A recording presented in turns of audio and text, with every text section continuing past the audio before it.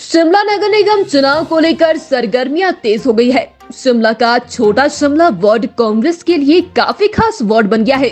ये वार्ड मुख्यमंत्री सुखविंदर सिंह सुक्खू का वार्ड है और इस वार्ड से 2 बार नगर निगम में पार्षद भी रहे हैं। ऐसे में सबकी नजरें इस वार्ड पर लगी हुई है। कांग्रेस बीजेपी प्रचार में जुट गए हैं और कांग्रेस के पूर्व पार्षद सुरेंद्र चौहान को चुनावी मैदान में उतारा है और वह प्रचार में जुटे हैं। सुरेंद्र चौहान ने कहा कि लोगों का भारी समर्थन मिल रहा है। पूरे शिमला में पार्किंग, ट्रैफिक और एम्बुलेंस सड़क की बहुत बड़ी समस्या है। उन्होंने कहा कि नशा शिमला में बहुत तेजी से फैल रहा है।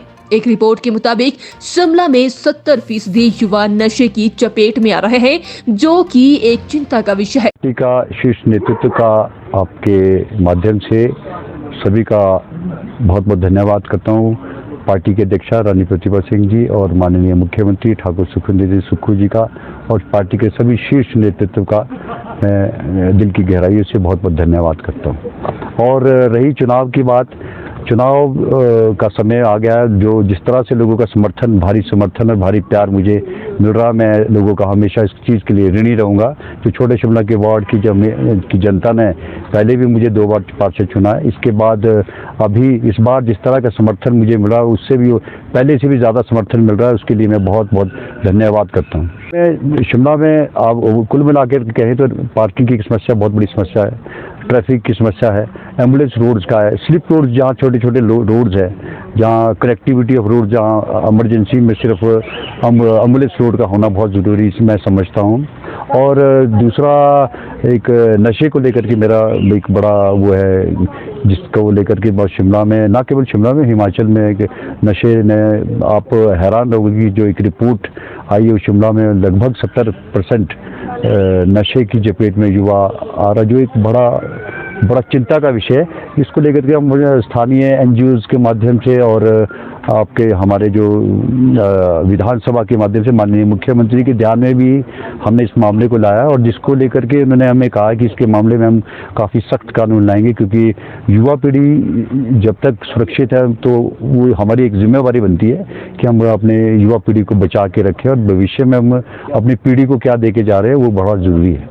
आप इस चीज़ को किसी से भी पूछ लीजिए कि स्मार्ट वार्ड बना गया, कंक्रीट का जंगल जूर बन गया, एक लोहे के स्ट्रक्चर, बड़े बड़े स्ट्रक्चर खड़े कर दिए, जिसको लेकर के उसमें कोई विजन नहीं था, कोई सोच नहीं थी, किस तरह से जनता के पैसे को बर्बाद किया गया। मैं इसके बारे में क्या कहूँ, हर एक आदमी इसको देख रहा है। शिमला की जनता 99% लिटरेसी रेट है यहाँ शिमला का, किस तरह से पैसे को बर्बाद किया गया और पहाड़ों पर कैसे गमले फेंके गए।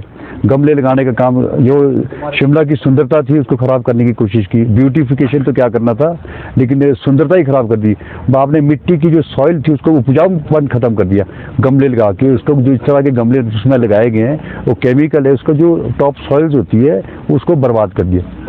तो निश्चित तौर पे कह सकता हूँ, जिस तरह से जनता का मुझे प्यार मिल रहा है और मैं दिल की गहराइयों से अपने छोटा शिमला वार्ड की जनता का बहुत बहुत धन्यवाद करता हूँ, जो इतना प्यार, इतना समर्थन मुझे मिल रहा है। और मैं इस समर्थन को आगे वोट के माध्यम से मैं चाहता हूँ कि मैं आपके माध्यम से, इस चैनल के माध्यम से अपील भी करना चाहूँगा छोटे शिमला की जनता से, सभी लोगों का, दलगत राजनीति से ऊपर उठकर इस बार मुझे वोट कीजिए।